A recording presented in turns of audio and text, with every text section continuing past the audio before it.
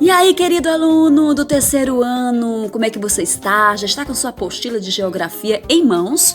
Então tá bom, abre aí na página 82. Nós vamos estar dando continuidade aí ao conteúdo do artesanato à indústria. Na aula passada falamos um pouco sobre o artesanato e nós agora iremos dar continuidade falando sobre as primeiras indústrias, né? Quando aconteceu? Sabia que a primeira indústria foi inicialmente lá na Inglaterra? Foi na Inglaterra, no século XVIII. Esse processo aí das indústrias é chamado de Revolução Industrial, tá bom? Ao longo da história, né, com o aumento da população, muita gente, aí surgiu a necessidade de mais produtos para poder atender a todos. Porque como é que iriam então fazer roupas, né, sandálias, sapatos, tudo manual com um montão de pessoas aí surgindo, né? E nesse período, o trabalho artesanal já não conseguia mais atender, né? E foi o começo do trabalho industrial no mundo, que mais tarde espalhou-se para outros países, tá? Então a gente vê aí, ó, as primeiras indústrias foram as de tecelagem, né? Eu até comentei um pouco na aula passada, né? O cio de tecidos, justamente como eu falei para vocês, por motivo das roupas, né? Que precisariam ser feitas para as pessoas, certo? Também para transportar os produtos industrializados, né? E a população cada vez mais numerosa, foram desenvolvidos trens.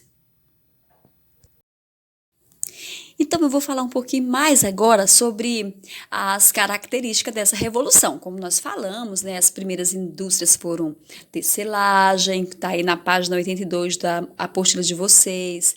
Aí depois veio também os trens, né, a vapor. Naquela época o petróleo ainda não era usado como combustível. Tá vendo aí a segunda imagem? E na outra também, imagem, na terceira, a gente vê as fábricas ou indústrias eram de propriedade privada, né? Ou seja, pertenciam a indivíduos ou empresas. Homens ou mulheres eram contratados como empregados, né? E trabalhavam em troca de salário. Um outro fato interessante também nessa época é que crianças maiores de 6 anos também trabalhavam nas indústrias inglesas, das 6 horas da manhã até as 7 horas da noite, ganhando um salário 5 vezes menor do que os dos adultos, ou apenas alimentação e alojamento, um lugar para ficar. Ainda na página 83, olha só, você sabia, essa curiosidade, as primeiras máquinas industriais funcionavam a vapor, pois não havia energia elétrica naquela época, né? Mas como funciona uma máquina a vapor? Veja, o vapor ele é produzido pela água, isso mesmo, aquecida e exerce pressão sobre as engrenagens da máquina, movimentando-as. Hoje, turbina a vapor elas geram energia elétrica em alguns países, sabiam? Agora eu te convido para resolvermos a atividade da página 84. Vamos lá? Tente resolver sozinho, pare o vídeo para depois continuá-lo. E aí, foi fácil? Veja se você acertou. Aí estão as respostas corretas. Justifique as falsas, como por exemplo, a letra A. É falsa. O trabalho industrial começou em todo o mundo ao mesmo tempo? Não. O trabalho industrial começou na Inglaterra e mais tarde que foi para outras partes do mundo. Continue fazendo, então, as correções. Queridos, a página 85 ela não está sendo solicitada para estar fazendo nessa aula. No entanto, se você já quiser adiantá-la, pode. Combinado?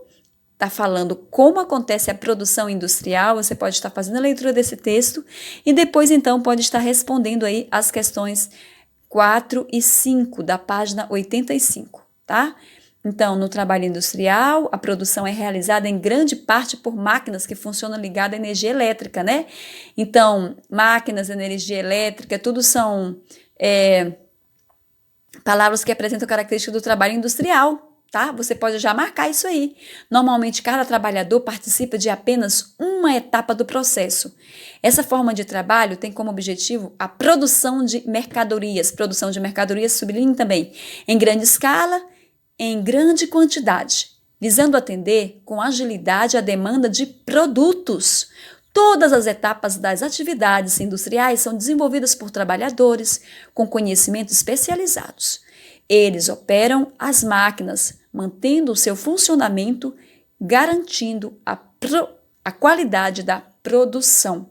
Então, você vai estar marcando, colorindo palavras, frases que indicam uma produção industrial, combinado? E na quinta questão, você vai marcar I para produtos, industrial e A para produtos artesanais. Fácil, fácil, né? E tem produtos também que pode ser industrial e artesanal. Você vê no exemplo do pão, o pão pode ser artesanal ou pode ser industrial, porque a gente compra pão industrializados e também tem pão caseiro, né? Um ótimo final de semana, que o Senhor te abençoe. Até a próxima aula. Um forte abraço das professoras Letícia e Yolanda.